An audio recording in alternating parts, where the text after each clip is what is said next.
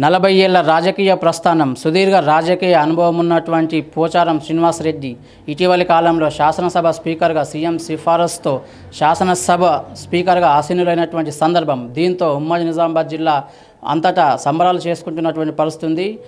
నిన్న మొన్నటి వరకు గత 40 ఏళ్లుగా ఓటమంటే ఎరగని నేతగా చరిత్రలోకి ఎక్కినటువంటి పోచారం శ్రీనివాసరెడ్డి ఇవాళ రాష్ట్ర స్థాయికి సంబంధించి అధ్యక్ష అనే పదవిలో కొనసాగుతున్నటువంటి పోచారం శ్రీనివాసరెడ్డి సన్నిహితులు మనతో పాటు ఉన్నారు. నిజామాబాద్ జిల్లాకు సంబంధించి కొంతమంది అత్యంత సన్నిహితులు ఆప్తులు ఉన్నట్టు మనతో పాటు ఉన్నారు. వారిని అడిగే చిన్న ప్రయత్నం చేద్దాం. సార్, మీకు పోచారంకు ఉన్నటువంటి అనుబంధం ఏ రకంగా ఉండే గతంలో?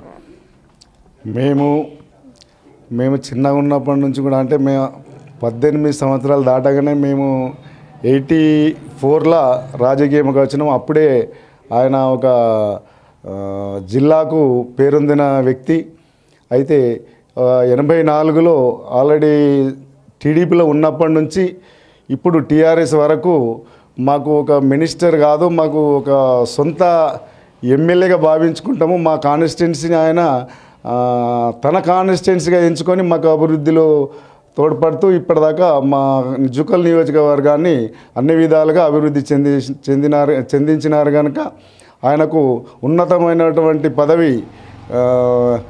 ఒకవేళ శాసనసభలో ఎమ్మెల్యేలు కానీ మినిస్టర్లు కానీ ఈవెన్ గౌరవ ముఖ్యమంత్రి గారు కూడా మాట్లాడితే అధ్యక్ష అనే మాట్లాడేంత స్థానాన్ని మా మినిస్టర్ గారికి వరించింది కనుక అంతకంటే ఆనందము మాకు ఇంకేముంటుందని తెలియజేస్తున్నాము. ఒక శాసనసభ్యునిగా గతంలో మంత్రిగా ఎలాంటి సేవలు అందించారు? ముఖ్యంగా ఉమ్మడి నిజామాబాద్ జిల్లాకు సంబంధించి రైతాంగానికి కావచ్చు, ప్రజలకు సంక్షేమ పథకాలు అందించేందుకు చేసినటువంటి కృషి ఏ రకంగా ఉందని భావిస్తున్నారు? ఆయనది ఎప్పుడు కూడా రాజకీయ జీవితంలో ప్రజల కోసమే తన జీవితాన్ని అంకితం చేసినటువంటి వ్యక్తి.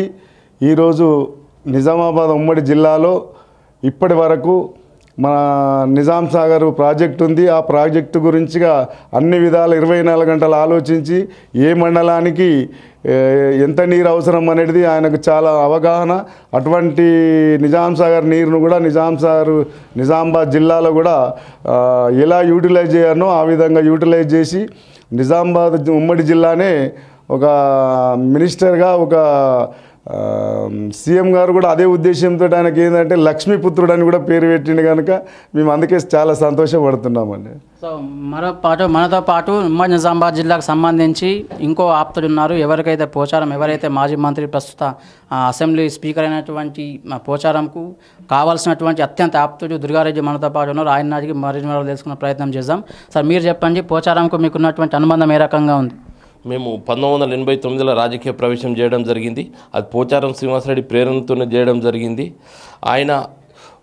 మేము ఆయనతో ప్రత్యక్షంగా 1999 ఎలక్షన్లలో మా విలేజ్కి రావడం జరిగింది. ఆ ఎలక్షన్లో వచ్చి ఒక చిన్న హామీ ఇచ్చిండు, మీరు ఇక్కడ ఎంపీటీసీ గెలిపిస్తే 15 రోజులలో మీకు బీటీ రోడ్ శాంక్షన్ చేస్తాను. ఆయన ఆ మాటకు కట్టుబడి 15 రోజులనే ఒక 18 లక్షలతో మాకు బీటీ రోడ్ మంజూరు చేయడం జరిగింది. ఆయన ఎంబడి ఉండడము, ఆయనకు అంత మంచి పెద్ద పదవి రావడం మేము ఆయన అనుచరులుగా చాలా సంతోషపడుతున్నాం. ఆయన చొరవతోనే మాకు సిడిసి చైర్మన్ రావడం జరిగింది. దీంతో ఆయన మాకు ఇంకింత ఉన్నత పదవులు రావాలని మేము చాలా ఆనందపడుతున్నాం. ముఖ్యంగా మంత్రి పదవిలో ఉన్నప్పుడు, బాన్స్వాడ శాసనసభ్యుడిగా ఉన్నప్పుడు పోచారం శ్రీనివాసరెడ్డి ఉమ్మడి నిజామాబాద్ జిల్లాకు రైతాంగానికి కావచ్చు, ప్రజలకు కావచ్చు, సమస్యల పరిష్కారానికి ఏ విధమైనటువంటి సాయం అందించారని భావిస్తున్నారు? ఏదైనా సమస్య తీసుకుపోయి మినిస్టర్ గారికి చెప్తే దాన్ని ప్రతిస్పందించి పని అయ్యే విధంగా చూసేవారు. ఏ చిన్న పని చెప్పినా కానీ మినిస్టర్ను నేను అని ఇది చేయకుండా ప్రతి కార్యకర్తకు ప్రతి ఒక్కరికి పని పరిష్కారం అయ్యే విధంగా చూసేవారు. సో ఉమ్మడి నిజామాబాద్ జిల్లాకు సంబంధించి జిల్లా వరప్రధానిగా పేరుగాంచినటువంటి నిజాం సార్ ప్రాజెక్ట్ చెంతనే ఉన్నప్పటికీ కూడా చివరి ఆయకట్టుకు కొన్ని సందర్భాల్లో గత ప్రభుత్వాల నిర్లక్ష్యంతో, వలస పాలనలో నిర్లక్ష్యానికి గురైనటువంటి సాగర్ ఆయకట్టు స్వరాష్ట్రం వచ్చిన తర్వాత ఈ మంత్రి హయాంలో పూర్తి స్థాయిలో రైతాంగానికి న్యాయం జరిగిందని భావిస్తున్నారా మీరు?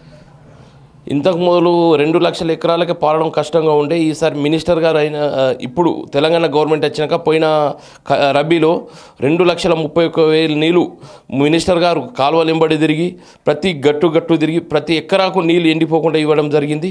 అది కాకుండా మొన్న ఖరీఫ్లో కూడా నిజాంసార్ ప్రాజెక్టులో నీళ్ళు లేకుండా బాన్స్వాడ నిజాంసార్ మండలాల్లో నాయకట్ను కాపాడడం కోసం ఒక టీఎంసీ నీళ్ళు సింగూరు నుంచి విడిపించేసి అక్కడ సింగూరులో డెడ్ స్టోరేజ్ ఉన్నాయని అక్కడికి వెళ్ళి ఒక టీఎంసీ నీళ్ళు విడిపించేసి ఇక్కడ పంటలు కాపాడడం జరిగింది. దీంతో మనకు తెలిసేది ఏంటంటే ప్రతి ఒక్కసారి కూడా రైతులు ఎంబడి మినిస్టర్ గారు ఉంటారు, రైతుల శ్రేయస్సు కోసమే చూస్తారు మినిస్టర్ గారు. ఇప్పుడు ఆయన స్పీకర్ రావడం మేమందరం చాలా సంతోషపడుతున్నాం.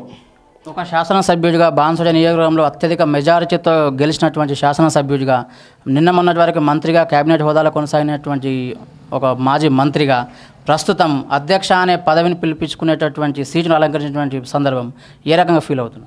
చాలా సంతోషం ఉంది. మంత్రిగా ఉండి ఇప్పుడు స్పీకర్ అవడం, ఆయనకు ఇంకా మంచి ఉన్నత పదవులు రావాలని మేము ఆశిస్తున్నాం.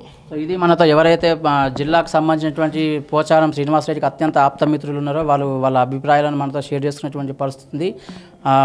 మంత్రి పదవిలో ఉన్నప్పుడు, శాసనసభ్యునిగా ఉన్నప్పుడు జిల్లాకు సంబంధించి జిల్లా రైతాంగానికి ఎనలేని సేవ చేశారని, అదేవిధంగా సాగర్ ఆయకట్టుకు అపరిష్కృతమైనటువంటి సమస్యను పరిష్కార మార్గాన్ని చూపించి సాగర్ చివరి ఆయకట్టు రైతాంగానికి పూర్తి స్థాయిలో నీరందించి పంట పొలాలను కాపాడినటువంటి క్రమంలో మాజీ మంత్రిగా ఉన్నప్పుడు ఆయన చేసినటువంటి సేవలు ఎనలేనివని వీరు చెప్పినటువంటి పరిస్థితుంది. మరోవైపు ఉమ్మడి నిజామాబాద్ జిల్లాకు సంబంధించి నిజాంసార్ ఆయకట్టు పరిధి కింద ఉన్నటువంటి నాగమడి ఎత్తిపోతల పథకం కూడా దాదాపు వందలాది కోట్లు వెచ్చించి ఇటు రైతాంగానికి ప్రజలకు తాగునీరు సాగునీరు అందించేందుకు అశేష కృషి చేసినటువంటి పోచారం శ్రీనివాసరెడ్డిని వీరు అభినందిస్తున్నటువంటి పరిస్థితి ఉంది.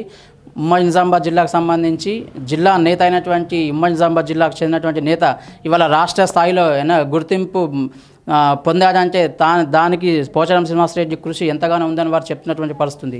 కెమెరామెన్ అభిలాష్తో రాజు, ప్రైమ్ 9 న్యూస్, నిజామాబాద్.